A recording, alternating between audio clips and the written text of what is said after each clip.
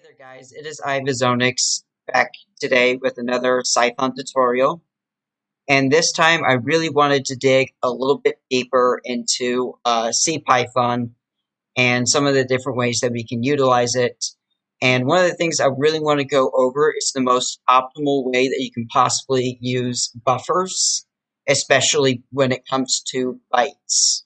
So, one of the things that I will recommend that you do is that you bookmark the CPython documentation because unlike in Pylints where you have everything, there's currently no way to really hover your mouse over something and see what it is. So I really love to bookmark the documentation before I start, writing stuff down. But anyways, we're going to take a look at bytes today and the different ways the most optimal way that I found that you can possibly get the most performance out of using bytes. So anyways, you guys, let's get to it. So closing this down and opening this up, I will create a XOR function today as a really good example for this. As always, let me type out that the language level will be 3. Since we are not using Python 2, we are using Python 3. Specifically, I'm using 3.9. So, yeah. And one of the things that I did look into before this video was a specific variable called the PyBytes writer. But the problem with it is that it's actually a private variable, and or should I say it's a private part of the CPython library. And in fact, the documentation won't tell you about that object.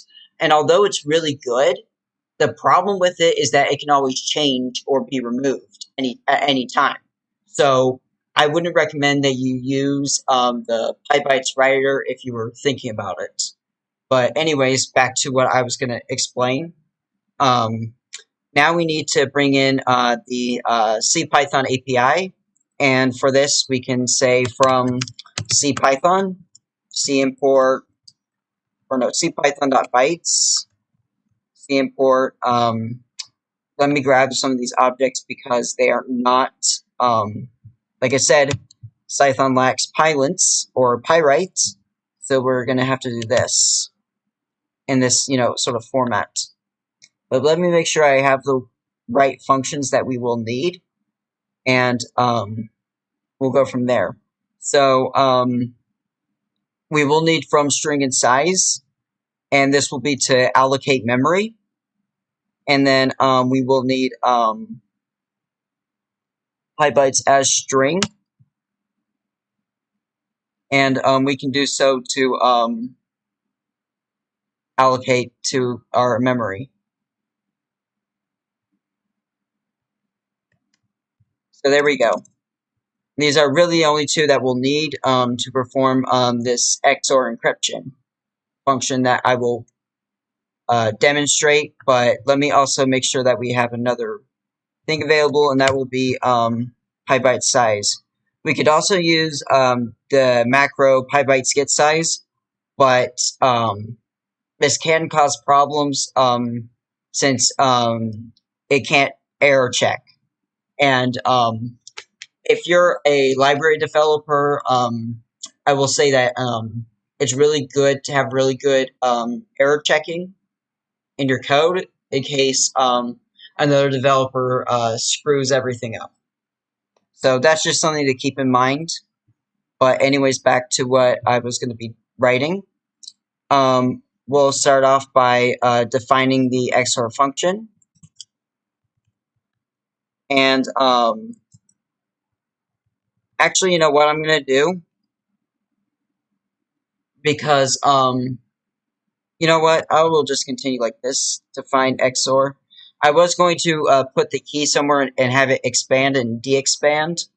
But considering the fact that we can actually just do this in one function, is pretty great. So let me define the XOR function. We'll start with the keyword of bytes, and this will be our password. And the other one will be our key. And so here's our key and stuff. Let me make sure that I had size, like I said before, that we'll need.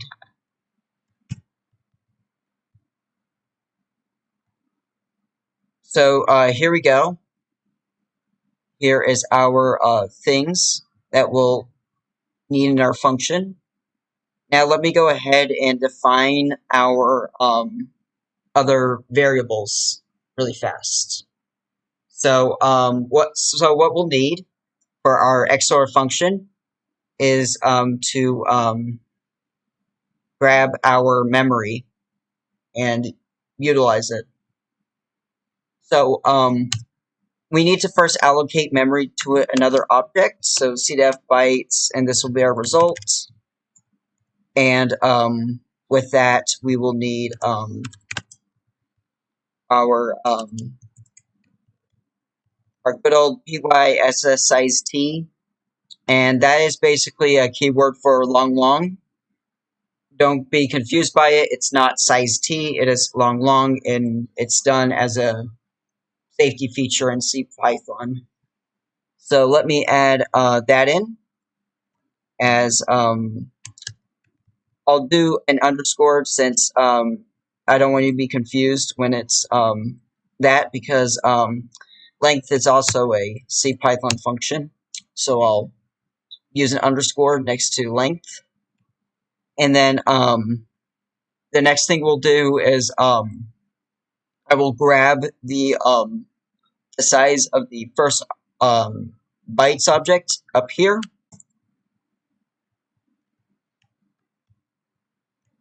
And we'll grab that. So let me do this. And now let me grab the passwords as length, since we will need to use that length in other places. And so now we have that. We now need we actually need more objects, since we're going to deal with the direct characters themselves. So let me do this.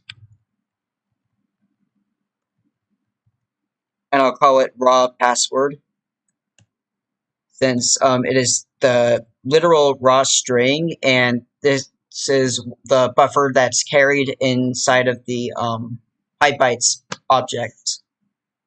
So there you have it. So I'm going to type this in, raw password, and we're going to get its string, and up here I put down as string, and from there, let me make sure I did this correctly, since I don't have type hinting. It's going to be just the character as string. So let me grab the key, or actually no, not the key, the password. We actually can grab the key, and that's what I'll do. Something that you need to remember is to always have a pointer next to each variable. I will do this so that's less confusing for you, but basically you can stack these on top of each other to declare multiple of the same object. It's just really handy at times. So let me type in raw key, and let me get the key length as well. And I'll rename this to password length.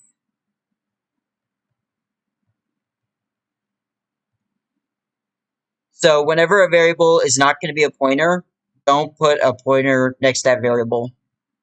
Just another helpful tip of mine. Unless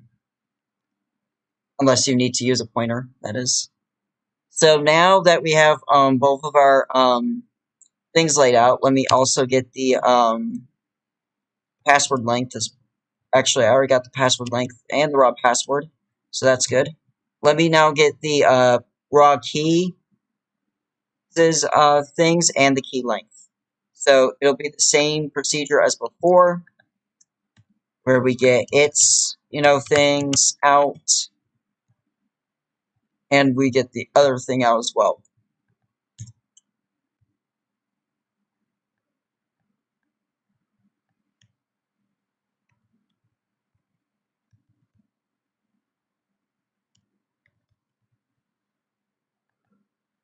And with that, we will be able to move on to the next step, which is going to be to allocate memory to our third object and then use it.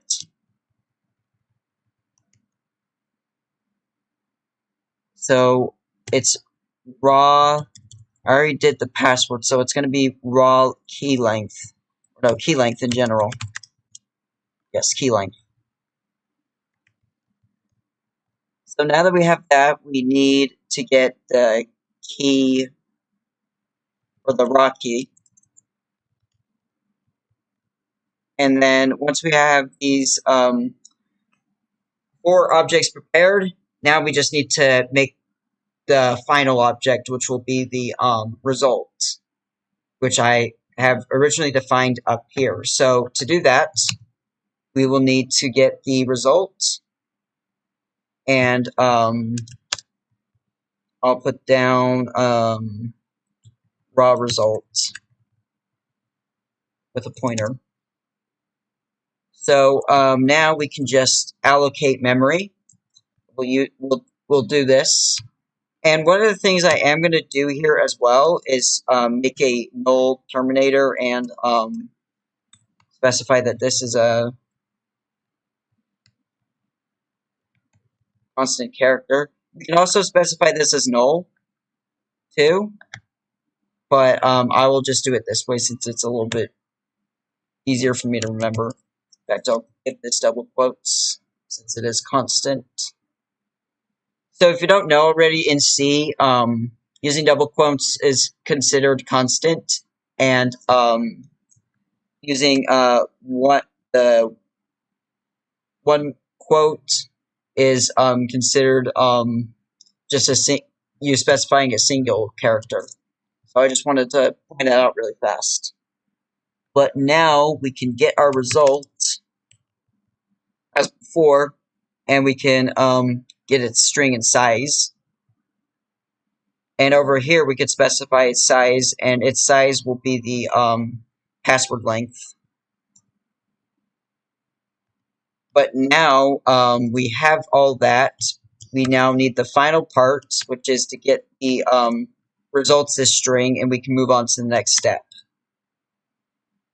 So let me get the PyBytes as string for result, and let me specify the raw result. The nice thing is that we don't have to bring back the characters and do from string and size with the new object, because basically in a structure we are just pointing to that object, and in this case under the hood it's just pointing directly to those raw bytes. So that's something to take note of, in my opinion, and it's probably the most optimal way to do this. But now we can begin the XOR encryption. So for this, I will do this. I will make an iObject appear to specify our range and declare that variable so that it's not acting too slow. And another thing that I may actually do later is, since now that our raw characters can be accessed as C variables, we can actually release the GIL. And I will try that in a little bit with the XOR function as a optimization, but for now I'll do it this way. For I in range, and we'll do the password length of this object. And now we can just look through all of these characters and access them one at a time. So we do a raw result, and we specify that that is going to be equal to the other result. So that's going to be the raw password first, and then the raw key. Let me make sure I access all these variables correctly. So then after that is raw key. That will loop several times, and then from there we can just return results. And this is because, like I said earlier, it's just pointing to this result, and it's carrying the object through. So there is no need to go in and recall this, because it's going to be slower to access the objects that way. But anyways, there we have it. Here's our thing. Now I can compile and test this out, and maybe look at the optimizations that we can start to make pretty shortly. So first, let me compile this, and I will show you guys why you should compile this as well to HTML. So Cython -I, and then I'm going to specify -a because I want the HTML, and then xor.pyx, and then this will load. Takes a while to compile sometimes. If you wanted to observe the CPython, something I will go over is some other stuff. Non-trivial type decorators and shared declaration.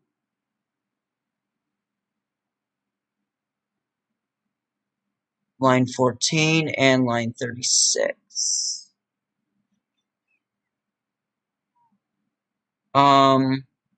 Line 10.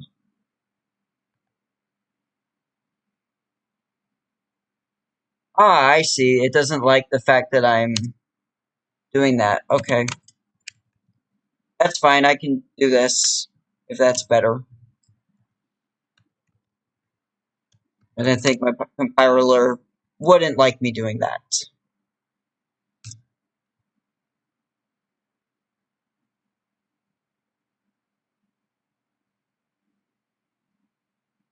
Now, I did update to the recent version of Cython, so that may be one reason.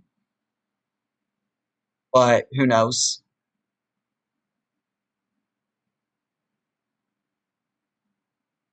Alright.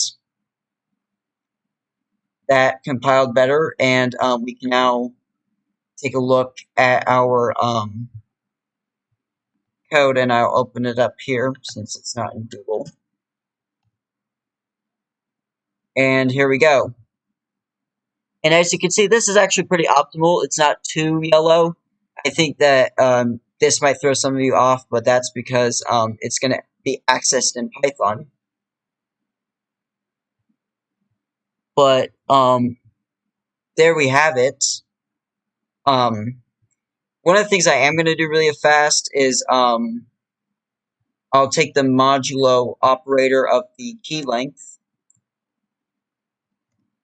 right over here, because if the key length is too small, this can cause a seg fault.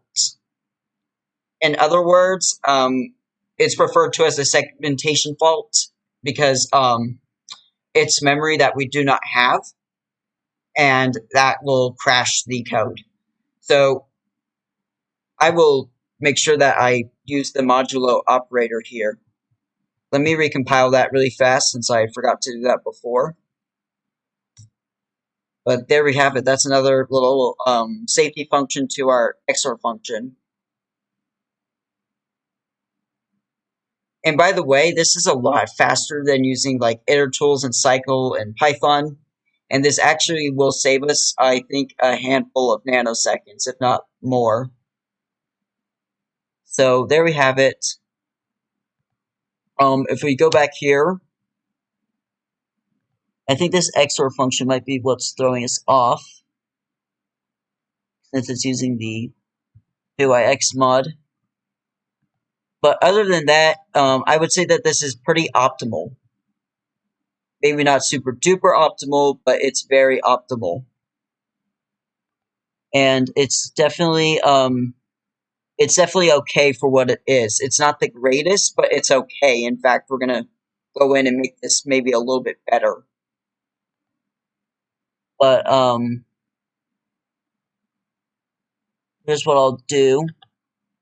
One fix we can do to this to make sure that it's not, raising an error on 0 is that we can specify. In fact, I'll just do this. C import.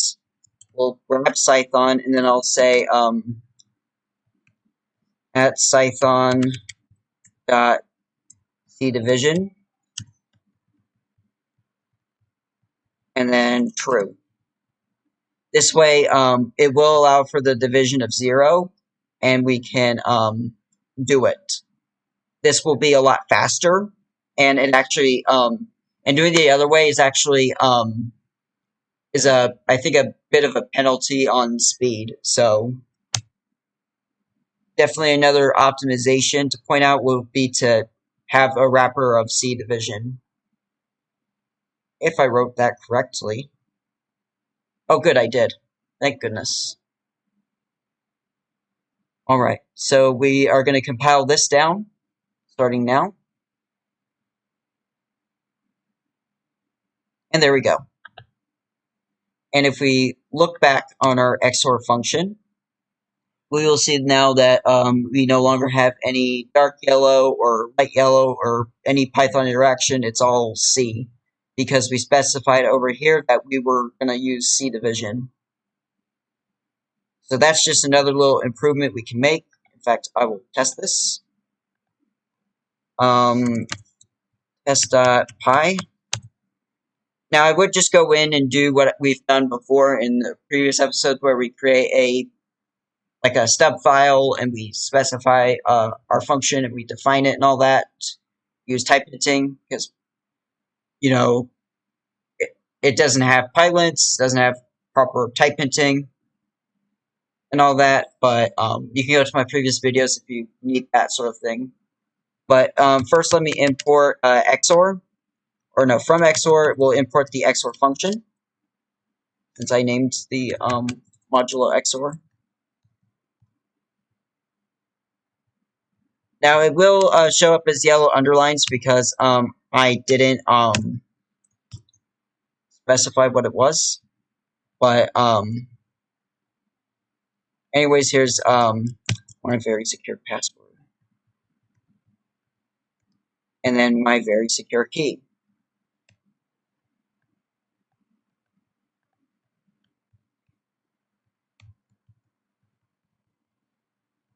And then here's our result.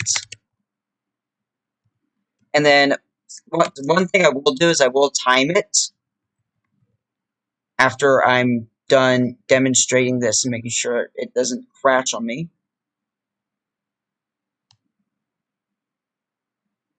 And there's our encrypted password right here in all of its glory. So now let me import timeit, and I will use it.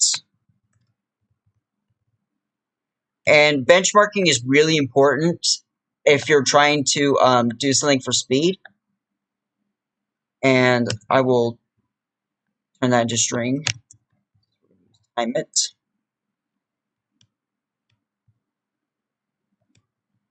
And then our setup will be that we need to import XOR,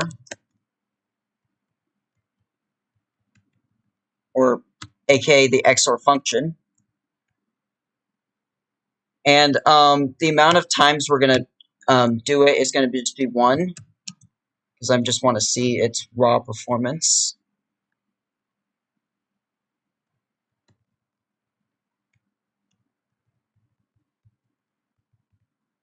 And then I will just format this really fast.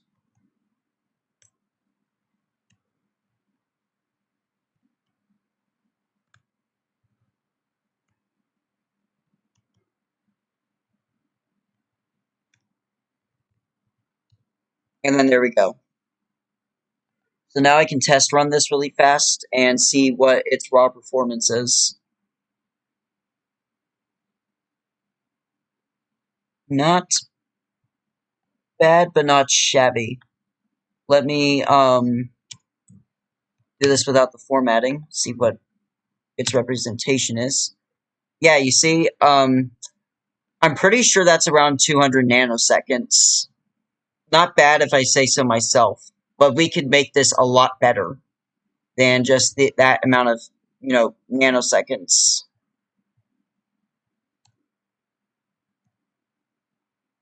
Because I think that this is rounding up to the nearest tenth. So that's why formatting it may not be good enough. You may want to actually physically, print time, because then you're getting that raw information that may be very useful to you. But anyways, let's look at releasing the GIL. So for that, and this is another way we could optimize this function down, is that we can use Cython.parallel.prange. So over here, we can specify that we want to use prange, and I'm going to, since I didn't import it, I'll just do this.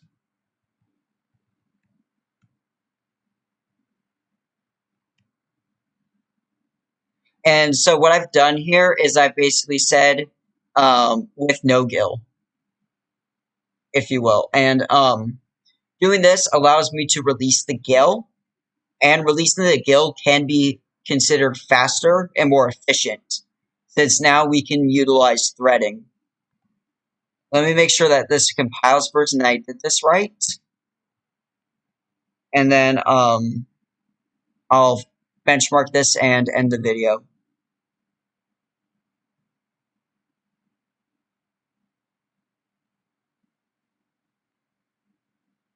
Note that if you're not using Windows, you may need to set up a setup.py and use -p for the flag and then openmp, because that's the library that Cython uses. Anyways, if we look back at our function now that we have prange, the reason why this is yellow is because I believe it's supposed to release the GIL.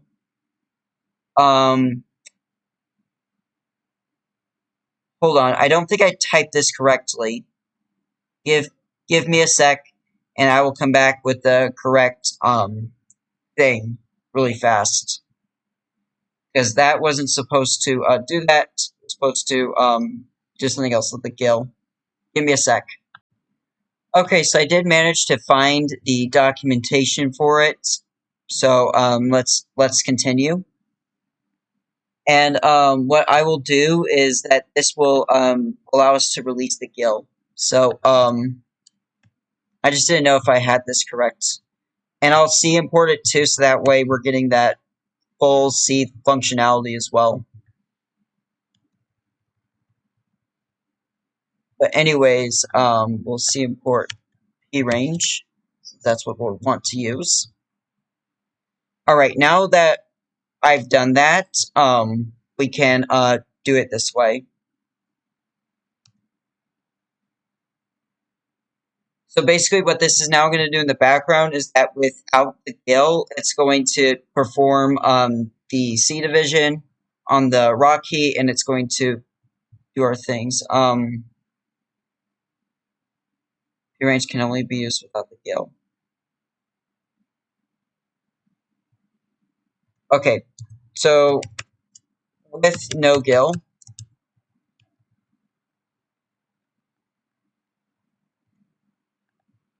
and then I'll do that.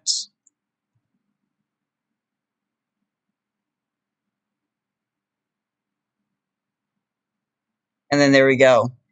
And now we can release the GIL right here, and then from there it will go back to using the GIL after and return our object. Now if I go back to this should be correct, and we should be able to quickly release our GIL and then bring back our GIL and return our object safely to us. As you can see here, it is in fact the correct thing I was looking for, and this as well. There is one more thing that you can do with both of these and do them all in the same function, and that will be to use the as string and size. And I might just swap these over really fast and just show you them. But we can just do all this in one function. It's just easier to see what we're doing if we use the two different functions. But anyways, let me show you the other way to do it. Using an ampersand allows me to expand the pointer out. And in that function in general, we have to use the pointer. So let me point to the key length. I believe, the raw key is actually first. And then, so we take our bytes in, and then we take our size in. So key length. Now we can actually just get rid of that entirely.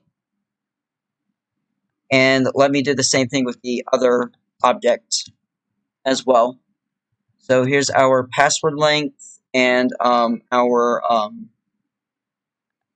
raw password.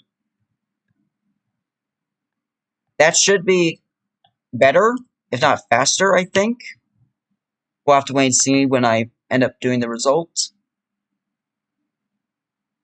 But anyways, let's get back to what we were doing. Now you might be wondering why I didn't do that with this, and that's because it's a different thing, and it's allocating memory, and it's making the Python bytes. Just wanted to get out of the way really fast. Anyone who's confused? Now we can just go back in, recompile this, and run it. But let me run the other one, first before I compile this one and show you the benchmark.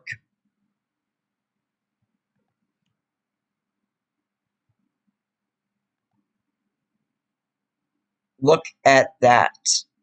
I don't know if that one was slower. I guess maybe I thought that releasing the GIL there would have been faster, but apparently it's not. That is so weird.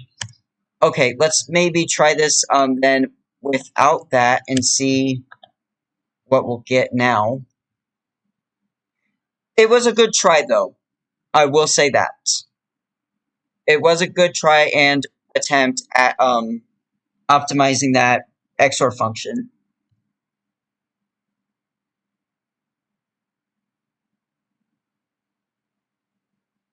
Uh-oh.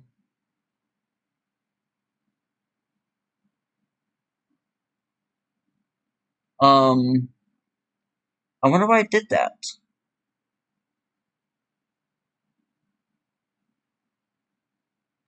Because I know that in CPython, I've actually written C code before. It let me do this, but I don't get why it's not letting me now.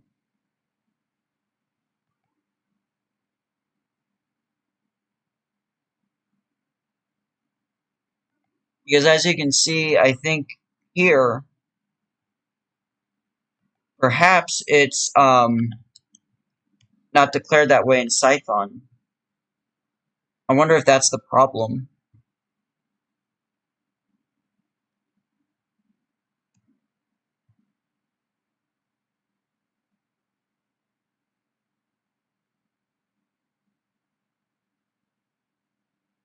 Okay, that is really bad.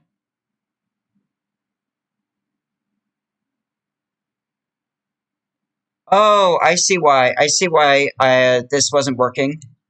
It was because so what happens is that I didn't import this, so it flipped out on me and thought this was a Python function, and it's complaining that I can't do these conversions. I'm gonna turn this into a tuple so it's easier to see, and add that as well. Now this should work. It should allow me to do that.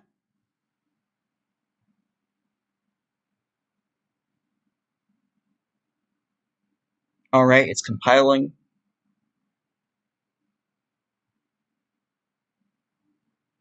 And from there, we will get our answer. And now that I've done that optimization, we can see if that was any faster. It's around the same speed. Not by much, but it's this. I think it's the same speed as before. Just that maybe we're just see that was that was really fast. That was a really fast run right there. But anyways, that was my look at trying to optimize a XOR function. If you found this video helpful, please be sure to share this with your friends and like, share, and subscribe. And I hope you learned something today. And anyways, thanks for watching, and I will see you all in the next video.